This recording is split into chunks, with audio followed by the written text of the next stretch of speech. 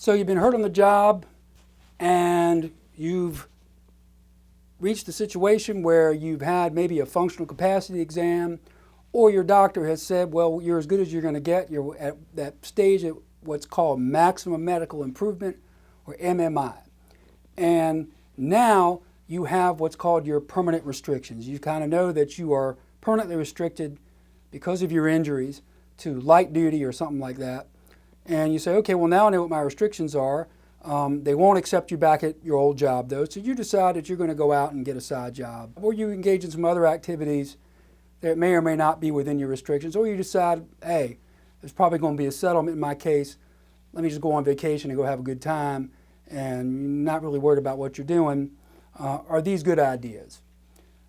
That's what I want to talk about today. I'm Joe Miller, workers' compensation attorney in both Virginia and North Carolina. I'm here to tell you that this is a very critical time in your case, because oftentimes that's the point at which we're going to be starting to talk about doing a demand in your case, trying to settle your claim, because now we sort of know where the case is headed, where it's, you've reached maximum medical, meaning that you've reached kind of a plateau medically, and we sort of know what your treatment is, and we also know what your permanent restrictions are. And if your job has not accepted you back with those restrictions, then we know that the insurance company has to continue to pay you for up to the 500 weeks, the full 500 weeks. There are many different ways that the insurance company wants to try to rip that award or that weekly check money away from you. One of the ways that they might try to do that is by catching you doing something that is outside of your restrictions.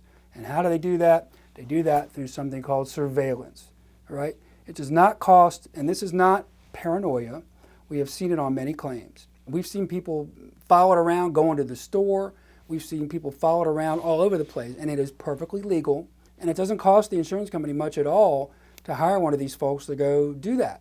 And in most cases, you will never see this person.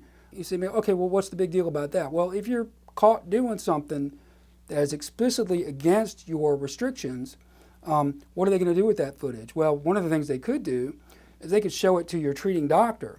And your treating doctor may get a little upset with you and say, well, heck, guess what? You're not going to follow my restrictions. I'm going to release you to full duty. How about that? And there goes the rest of your case. There was one case in particular where the guy, the injured worker, was specifically told in his restrictions and by his doctor, you are not to do any stair climbing. And sure enough, the insurance company put surveillance on this guy, followed him to his cousin's house. He was going to visit a cousin of his or something, who happened to be in a second or third story apartment building where they had to go up a straight flight of stairs, a very long flight of stairs. And here goes this guy running up the flight of stairs, not just walking up the flight of stairs, running up the flight of stairs. They showed that video to his treating physician, and of course the treating physician says, this guy is showing an ability in this video that he did not show in a functional capacity exam, did not show to me. I think he's lying. We're going to put him back to full duty.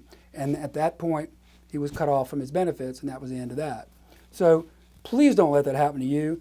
Just be aware that it is very possible that you are being followed and you are being surveilled right now.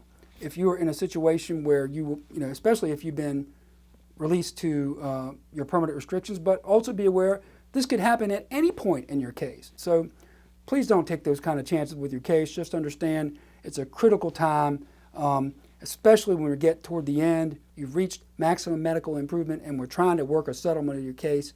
There's nothing worse that could happen than all of a sudden, a big fat, red flag is thrown into the whole thing by you getting caught doing something you're not supposed to be doing on video.